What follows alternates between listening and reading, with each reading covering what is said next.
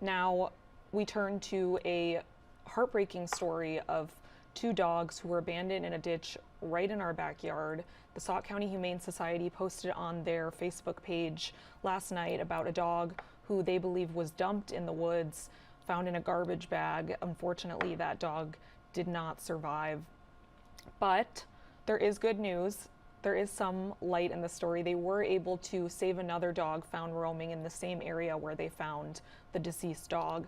I spoke with Rose Greenwood, the operations manager at the Humane Society, and she was one of the first people to respond to this situation. You responded to that call, and what was that situation like? So it was actually a couple weekends ago. We received a call from a gentleman who had seen a dog kind of hanging out in the ditch area, and he noticed that there was a black garbage bag right there as well.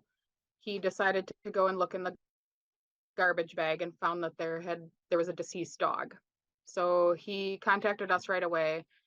We sent myself, part of animal control. I went out, I checked, I did find the dog, and the hound was just kind of lurking around, hanging by. She wouldn't get anywhere near me. Probably closest would be 40, 50 feet. I retrieved the deceased dog in the bag, and I brought it back to the shelter. We checked for any sort of microchip or collar or anything. We couldn't find anything.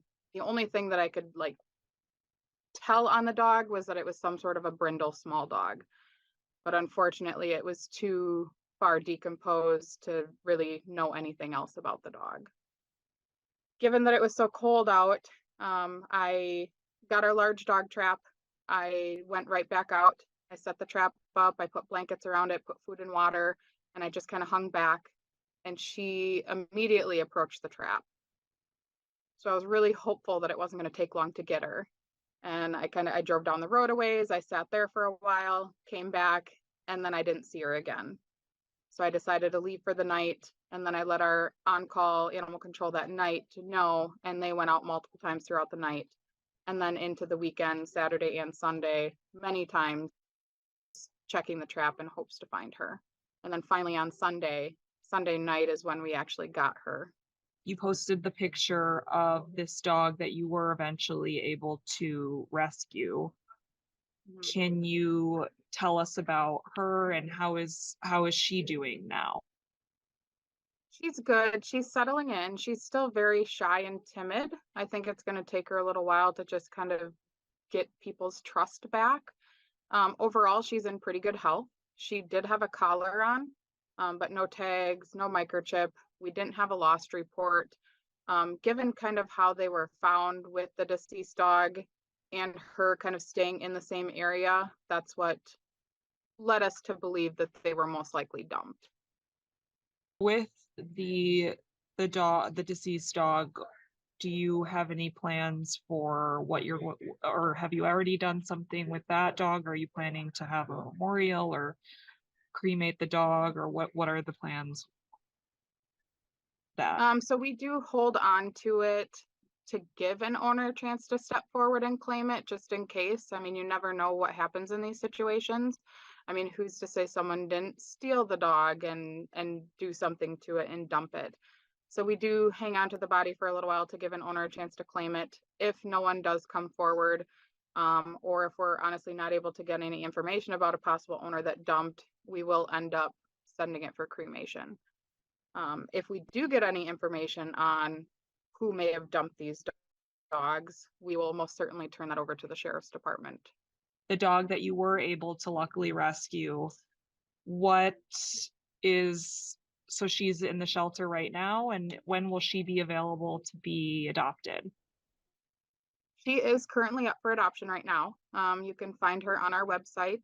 So we are currently looking for a home for her. And like I said, she's doing well. She's a little bit timid and shy, but she's approaching people and we can get her out and stuff and play with her.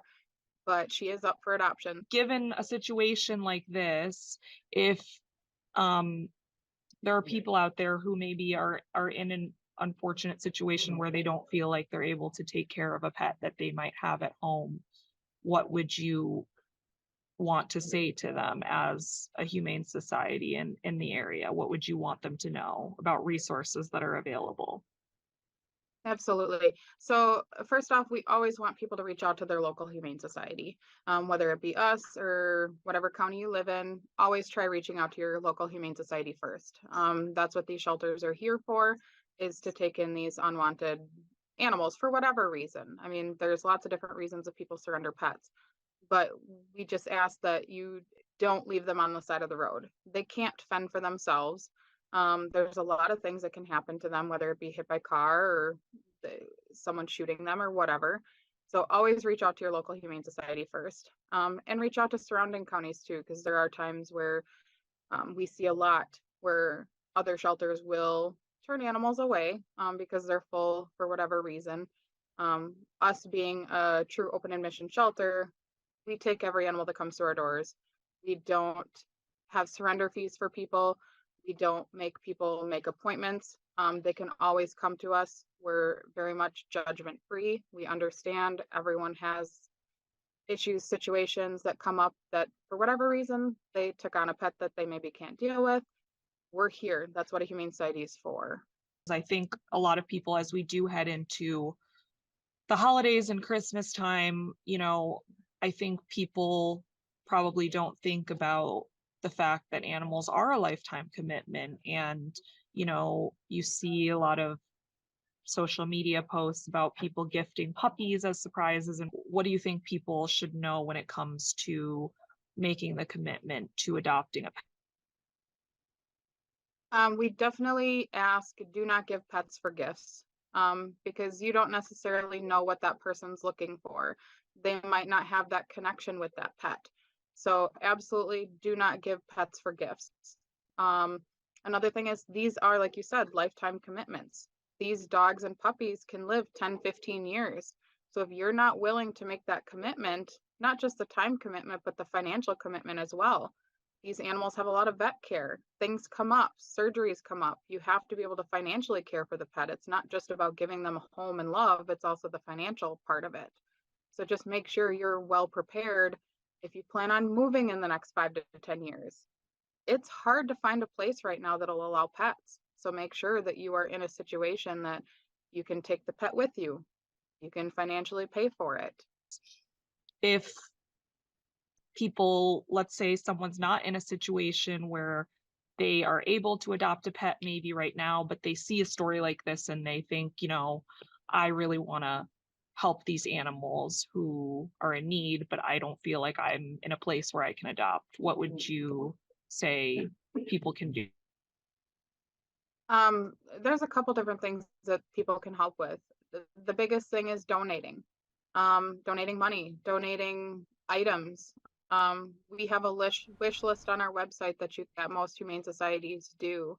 Another option is volunteering. Shelters can always use volunteers. We can use volunteers to help clean kennels and care for the animals.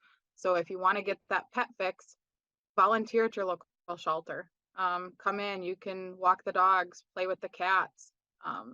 And that might help you be around pets and kind of know more what goes into them too, if you aren't familiar with that. Now, if you want to help out or check out the available animals at the Sauk County Humane Society, or you're interested in volunteering like we spoke about, you can check on their website, sauchumane.org.